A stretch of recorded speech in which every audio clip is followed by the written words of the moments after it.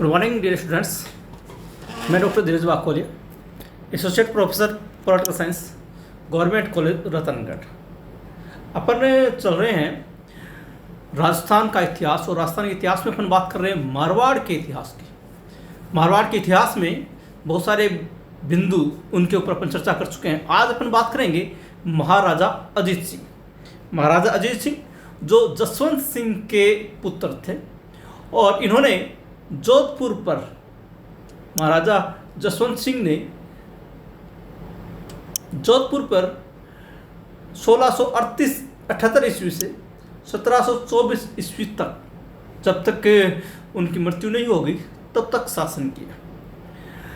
हम अगर शुरुआत से बात करें, ये एक अजीब घटनाक्रम है कि जिस प्रकार से मेवाड़ में कुछ बातें देखने को मिलती है, उसी प्रकार की बातें यहाँ यानी कि मारवाड़ में भी देखने को मिली।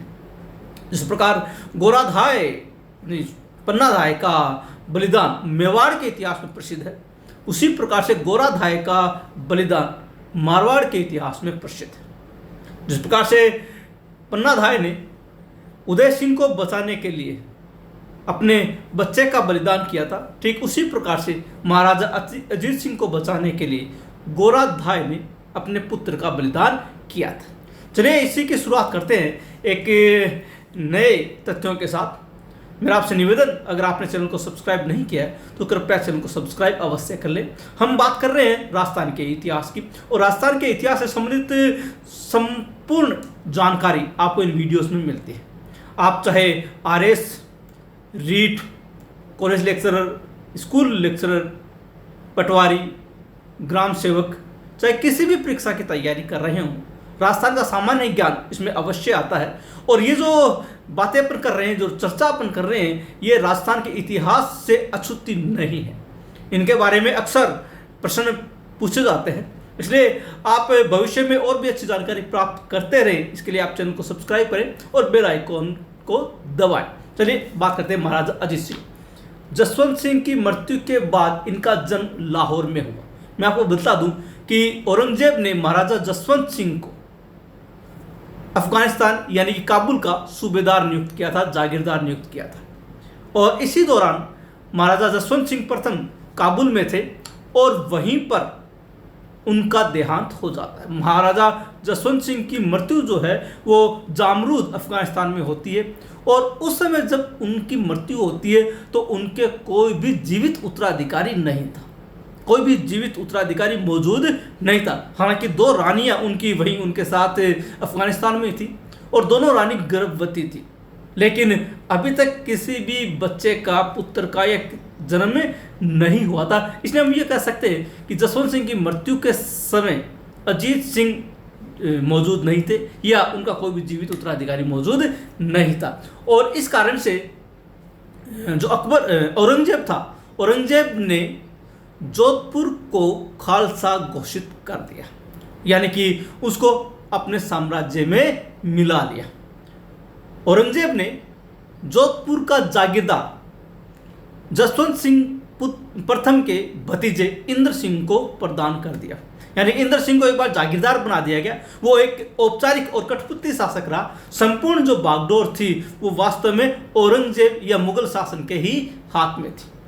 औरंगजेब ने अजीत सिंह व उसकी मां को दिल्ली में कैद कर लिया। जब जसवंत सिंह की मृत्यु के बाद अजीत सिंह का जन्म लाहौर में होता है, मैं आपको बता दूं कि 2 रानियां गर्भवती थी और दोनों ही रानियों ने एक एक पुत्र को जन्म दिया था। अजीत सिंह के अलावा जो दूसरा पुत्र था, वो पुत्र जन्म लेते ही उसका देहांत हो गया और अजीत सिंह ही मौजूद रहे। और अजीत सिंह को धोखे में रखते हुए, मारवाड़ के राठौड़ शासकों को, रावों को, सरदारों को धोखे में रखते हुए औरंगजेब ने इनको दिल्ली बुला लिया, और ये कहते हुए बुला लिया कि इनका राज्याभिषेक जो है वो दिल्ली में किया जाएगा। और जैसे ही ये लोग दिल्ली पहुंचते, औरंगजेब अजीत सिंह को और उनकी मां जादम जो कि मेवाड़ की राणा की पुत्री थी, उनको कैद कर लिया। वीर दुर्गादास राठौड़ ने अजीत सिंह को दिल्ली से बाहर निकालने में अपनी महत्वपूर्ण भूमिका निभाई।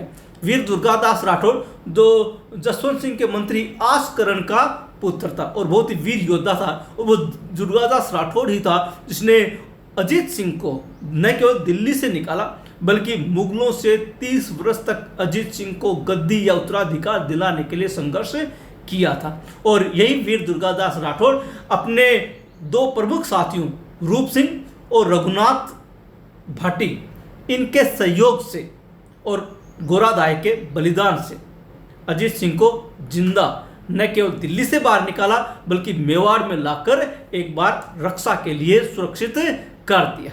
तो वो दुर्गादास राठौड़ ने अजीत सिंह को दिल्ली से बाहर निकाला और इसमें उनकी महत्वपूर्ण सहयोग किया था रूप सिंह ने और रघुनाथ भाटी ने।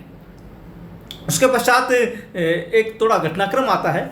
मारवाड़ की जो गोराधाय थी उसने मेहतरानी का रूप धारण करते हुए अपने बच्चे को अजीत सिंह के स्थान पर सुला दिया और अजीत सिंह को किसी के हाथ में बाहर निकाल दिया। महाराजा अजीत सिंह ने अपनी पुत्री इंद्र कुंवरी का विवाह मुगल सम्राट फर्रुख शेर से किया था। इसमें भी बहुत बड़ा घटनाक्रम आता है अजीत सिंह के शासनकाल के दौरान कि बाद में अकबर का देहांत हो जाता है, औरंगजेब का देहांत हो जाता है। औरंगजेब की मृत्यु के पश्चात बहादुर शाह और उसके पश्चात फर्रुख शेर गद्दी पर बैठता है। हालांकि अजीत सिंह ने बड़ी ही चालाकी से और मुगल सत्ता पर नियंत्रण स्थापित करने के लिए अपनी पुत्री इंद्र कुंवरी का विवाह फर्रुख शेर से कर दिया। फर्रुख शेर को मारने के लिए अजीत सिंह दिल्ली भी गया था लेकिन उसमें कामयाब नहीं हो पाया। अजीत सिंह के डर से फर्रुख शेर महिलाओं के हरम में जाकर भी छुप गया था। बहुत ही कमजोर शासक फर्रुख शेर वहां पर हुआ था जिसको अजीत सिंह मारना भी चाहता था। खैर अजीत सिंह ने अपनी पुत्री का विवाह कूटनीति के तहत फर्रुख शेर के साथ किया था। फर्रुख शेर को भारतीय इतिहास में घृणित कायर के नाम से जाना जाता है। घृणित कायर अगर किसी को कहा जाता है भारतीय इतिहास में तो वो फर्रुख शेर था जो मुगल उत्तराधिकारी था, मुगल शासक था और अजीत सिंह के समकालीन था। महाराजा अजीत सिंह की हत्या 1724 ईस्वी में इसे की पुत्र तख्त सिंह द्वारा रात को सोते समय कर दी गई। महाराजा अजीत सिंह 1724 ईस्वी में अपने ही घर में मेहरानगढ़ दुर्ग में अपने पुत्र तख्त सिंह के हाथों मारे जाते हैं। हालांकि तख्त सिंह जो है वो मारवाड़ की बागडोर अपने हाथ में लेना चाहते थे, खुद संभालना चाहते थे और इसी कारण से रात को सोते समय अजीत सिंह की हत्या तख्त सिंह के द्वारा कर दी जाती है सन 1724 ईस्वी में। यह घटना मारवाड़ के राठौड़ वंश में पितृहंता कही जाती है। इसी प्रकार की एक घटना मेवाड़ में होती है जब महाराणा कुंभा की हत्या उसके पुत्र उदा के द्वारा कर दी जाती है और इसी प्रकार का घटनाक्रम मारवाड़ में भी होता है जब महाराजा अजीत सिंह के पुत्र तख्त सिंह द्वारा अपने पिता की हत्या कर दी जाती है। ये घटना मारवाड़ के राठौड़ वंश में पितृहंता कही जाती है तो उधर उदा के द्वारा कुंभा की हत्या मेवाड़ के सिसोदिया वंश में पितृहंता के रूप में कही जाती है। अजीत सिंह ने अपने पिता जसवंत सिंह की छत्री का निर्माण मंडोर में करवाया। मंडोर जो जोधपुर में स्थित है वहां पर अजीत सिंह ने अपने पिता यानी कि जसवंत सिंह प्रथम इनकी छत्री का निर्माण मंडोर में यानी कि जोधपुर में करवाया था। जोधपुर के घनश्याम मंदिर एवं फतेह महल का निर्माण भी महाराजा अजीत सिंह ने ही कराया। आज भी जोधपुर में हम घनश्याम मंदिर और फतेह महल देख सकते हैं। फतेह महल जो है वो मेहरानगढ़ दुर्ग में ही स्थित है।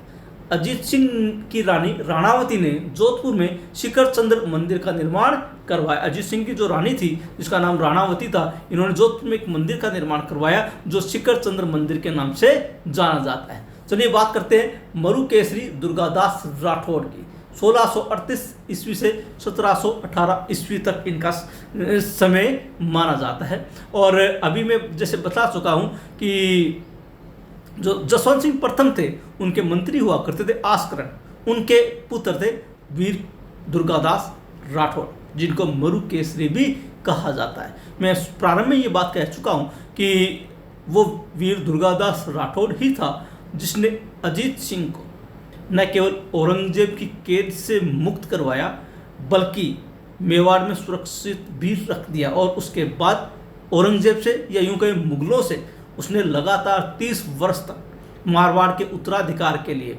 अजीत सिंह को गद्दी पर बिठाने के लिए लगातार संघर्ष किया। हम इसको 30 वर्षीय युद्ध कह सकते हैं। वो दुर्गादास ही था जिसने अजीत सिंह को औरंगजेब की कैद से सुरक्षित बाहर निकाला। शायद अजीत सिंह को बाहर निकालना तब तक मुमकिन नहीं था जब तक दुर्गादास राठौड़ नहीं था। दुर्गादास राठौड़ और उसके 2 वीर साथियों, अभी जैसे मैंने नाम लिया, रूप सिंह और रघुनाथ भाटी, इन्होंने मिलकर अजीत सिंह को किसी न किसी तरीके से मेवाड़ पहुंचाने का पराक्रम किया था, या यूं कहें दिल्ली से बाहर निकालने की कोशिश की थी। दुर्गादास ने अजीत सिंह को दिल्ली से निकालकर मेवाड़ के महाराणा राज सिंह के पास भेजा। मैं अभी आपको बतला चुका हूं कि अजीत सिंह की जो माँ थी, जिनका नाम जादम था, वो मेवाड़ की राजकुमारी थी, राज सिंह की बहन थी। उस समय महाराणा राज सिंह मेवाड़ के शासक हुआ करते थे, जिन्होंने राजमंद नामक कस्बा बसाया था, और वहाँ पर नाथ द्वारा में जो है श्रीनाथ जी के मंदिर की स्थापना भी इन्होंने राज सिंह ने ही की थी। और जादम राज सिंह की बहन थी और महाराजा जसवंत सिंह प्रथम की पत्नी थी, और अजीत सिंह इसी जादम का पुत्र था। और वहाँ गोराधाय के बलिदान के परिणाम स्वरूप दुर्गादास राठौड़ अजीत सिंह को दिल्ली से निकालकर मेवाड़ में लाकर महाराणा राज सिंह के पास भेजते थे। हालांकि महाराणा राज सिंह को भी ये पता था कि अजीत सिंह को शरण देने का मतलब है मुगलों का कोपभाजन होना, और इसके बाद आखिरकार औरंगजेब ने मेवाड़ के ऊपर आक्रमण भी किया था। लेकिन राज सिंह इस बात के लिए पहले से ही तैयार थे और उन्होंने अपनी तैयारियां पहले से ही कर ली थी। उन्होंने अजीत सिंह के लिए औरंगजेब से संघर्ष भी किया था। वीर दुर्गादास राठौड़ ने राठौड़ों की आज़ादी के लिए मारवाड़ राज्य के लिए मुगलों से 30 वर्षीय युद्ध लड़ा और मारवाड़ को मुगलों से आज़ाद करवाया। लगातार 30 वर्ष तक वीर दुर्गादास राठौड़ अपने वीर सेना नायकों के साथ मारवाड़ की सुरक्षा के लिए, मारवाड़ की आज़ादी के लिए 30 वर्षीय युद्ध लड़ा था। ये 30 वर्षीय युद्ध औरंगजेब से और मुगलों से लड़ा था। जब तक औरंगजेब जिंदा था तब तक ना तो अजीत सिंह और ना ही वीर दुर्गादास राठौड़ जोधपुर पर कब्जा कर पाए थे। सन 1707 ईस्वी में जब औरंगजेब की मृत्यु होती है, उसके पश्चात सन 1710 ईस्वी में मारवाड़ राठौड़ों के हाथ में आया था, वो भी संघर्ष करने के उपरांत। उससे पूर्व इन्होंने लगातार 30 वर्ष तक संघर्ष किया था, लेकिन किसी भी प्रकार की सफलता इनके हाथ नहीं लगी थी। और 1710 में जाकर आखिरकार मारवाड़ को प्राप्त करने में राठौड़ सरदार कामयाब हुए थे। दुर्गादास को महाराजा अजीत सिंह ने राज्य से निष्कासित कर दिया। इस कारण दुर्गादास के अंतिम दिन कष्टप्रद बीते थे। देखिए, बड़ा विचित्र संयोग है कि वो दुर्गादास राठौड़ जिसकी महत्वपूर्ण भूमिका मारवाड़ में रही, अजीत सिंह को औरंगजेब की कैद से निकालना, अजीत सिंह को मेवाड़ पहुंचाना, अजीत सिंह को मारवाड़ की गद्दी पर स्थापित करना, और इसी अजीत सिंह के लिए 30 वर्ष तक लगातार मुगलों से संघर्ष करना, और वही दुर्गादास अपने अंतिम समय में बड़े दुखप्रद रूप में रहे। उनको इसी अजीत सिंह ने राज्य से निष्कासित कर दिया था, और राज्य से निष्कासित होने के उपरांत दुर्गादास मेवाड़ चले जाते हैं। यहाँ कुछ दिन तक वो रहते हैं और मेवाड़ से वो उज्जैन चले जाते हैं। जब वो मेवाड़ आते हैं उस समय मेवाड़ के शासक अमर सिंह द्वितीय हुआ करते थे, जिन्होंने दुर्गादास को मेवाड़ में शरण प्रदान की थी। तो अजीत सिंह के निष्कासित किए जाने के पश्चात दुर्गादास मेवाड़ में महाराणा अमर सिंह द्वितीय के पास कुछ समय तक रहते हैं। उसके बाद दुर्गादास मेवाड़ से उज्जैन चले गए, जहां 1718 में इनका देहांत हो गया। जब मेवाड़ में पहुंच चुके थे तो मेवाड़ में कुछ समय रुकने के पश्चात वो अलवर में भी वो कुछ समय रुके थे। उसके पश्चात वो सीधे उज्जैन चले जाते हैं और उज्जैन में ही उनका देहांत सन 1718 ईस्वी में हो जाता है। वहीं क्षिप्रा नदी के किनारे इनका अंतिम संस्कार किया गया और इनकी छतरी भी यही क्षिप्रा नदी के किनारे ही बनी हुई। आज भी शिप्रा नदी के किनारे हम मारवाड़ के मरु केसरी वीर दुर्गादास राठौड़ की छतरी देख सकते हैं और वो राठौड़ों के लिए आज तीर्थ स्थान मानी जाती है। इतिहासकार गौरीशंकर हीराचंद ओझा ने वीर दुर्गादास को मारवाड़ का अणबिंदिया मोती कहा। ये बात, ये तथ्य ध्यान में रखिएगा कि वीर दुर्गादास राठौड़ को इतिहासकार गौरीशंकर हीराचंद ओझा ने किस नाम से पुकारा है? अणबिंदिया मोती। या यूं भी पूछा जा सकता है कि वीर दुर्गादास राठौड़ को मारवाड़ का अणबिंदिया मोती किसने कहा है? इतिहासकार गौरीशंकर हीराचंद ओझा ने। कर्नल जेम्स टोड ने दुर्गादास को मारवाड़ का यूलिसस या राठौड़ों का यूलिसस कहा तथा मारवाड़ दुर्ग की बाहरी दीवार बताया। मैं इससे यूलिसस शब्द की चर्चा पहले भी कर चुका हूँ जब मेवाड़ का इतिहास किया था। अपन मेवाड़ के इतिहास में जब हल्दी घाटी के युद्ध की चर्चा करते हैं तब ये बात आती है यूलिसस, यानी कि जिस प्रकार से एथेंस में, स्पार्टा में एक यूलिसस नामक शासक हुआ था जिसने अपने मात्र 300 सैनिकों के साथ फारस की विशाल सेना का सामना किया और उनके दांत खट्टे कर दिए। हालांकि वो स्वयं सारे के सारे वीर सेनानायक जो 300 व्यक्ति थे वो मृत्यु के प्राप्त हुए थे। स्पार्टा का शासक हुआ करता था यूलिसस। उसी प्रकार से यहाँ पर मेवाड़ में जो मुगलों की सेना थी, अकबर की सेना थी, उनको दांत खट्टे करने का कार्य महाराणा प्रताप के द्वारा किया गया था। इसीलिए महाराणा प्रताप को मेवाड़ का यूलिसस कहा गया और इसी कर्नल जेम्स टोड ने वीर दुर्गादास को मारवाड़ का यूलिसस या राठौड़ों का यूलिसस कहकर संबोधित किया और इसके साथ ही मारवाड़ दुर्ग की बाहरी दीवार भी बतलाया। वीर दुर्गादास राठौड़ वही शासक व्यक्ति था जिसने इस मारवाड़ की रक्षा की थी। गोराधाय, अभी अपन बात कर चुके हैं। जैसे मैंने कहा आपको कि जो स्थान मेवाड़ के इतिहास में पन्नादाय का है वही स्थान मारवाड़ के इतिहास में गोराधाय का है। गोराधाय को मारवाड़ की पन्ना कहा जाता है क्योंकि इसने वही काम किया था जो मेवाड़ के लिए पन्ना ने किया था, इसलिए गोराधाय को मारवाड़ की पन्ना के नाम से संबोधित किया जाता है। गोरा ने अजीत सिंह को बचाने के लिए स्वयं मेहतरानी का रूप धारण किया और अजीत सिंह के स्थान पर अपने पुत्र का बलिदान दिया था। जिस प्रकार से बनवीर से उदय सिंह को बचाने के लिए पन्नाधाय ने अपने पुत्र चंदन का बलिदान दिया था, उसी प्रकार से जब ये तय हो गया कि अजीत सिंह दिल्ली में सुरक्षित नहीं है, औरंगजेब अजीत सिंह को मारने के उपक्रम कर रहा है और किसी न किसी तरीके से अजीत सिंह को मुस्लिम बनाकर वहीं रख लेना चाहता है, इसी कारण से वहाँ के राठौड़ सरदारों ने मिलकर ये योजना बनाई और वहाँ से सुरक्षित निकालने का जो जिम्मा था वो 3 व्यक्तियों के हाथ में रहा। एक व्यक्ति थे वीर केसरी दुर्गादास राठौड़, दूसरे थे रूप सिंह और तीसरे थे रघुनाथ भाटी और इनका सहयोग किया था गोराधाय ने। जब यूँ लगा कि अब शायद अजीत सिंह सुरक्षित नहीं है तो अजीत सिंह के स्थान पर गोराधाय ने अपने पुत्र को सुला दिया और अजीत सिंह को चुपचाप एक छाबड़ी में बिठाकर मुकुंदास खिंची को सौंप दिया। स्वयं उन्होंने मेहतरानी का रूप धारण किया और जो छाजड़ी थी उसमें अजीत सिंह जो छोटा सा बालक था उसको छुपा लिया और मेहतरानी बनकर दिल्ली से बाहर निकलकर और दिल्ली के बाहर वो जो वीर दुर्गादास राठौड़ और उनकी टीम थी उनको सौंप दिया और अपने पुत्र का बलिदान कर दिया। गोरा ने अजीत सिंह को कालबेलिया बने मुकुंदास खिंची को सौंप दिया, यानी कि वो किले से बाहर आई अपने अजीत सिंह को लेकर, अजीत सिंह के स्थान पर पुत्र को सुलाकर मेहतरानी बनकर और बाहर जो कालबेलिया के रूप में मुकुंदास खिंची जो मारवाड़ के राठौड़ सरदार थे उनको उन्होंने सौंप दिया और ये सब लेकर आखिरकार दिल्ली से निकले और दिल्ली से निकलकर सीधे मेवाड़ पहुंचते।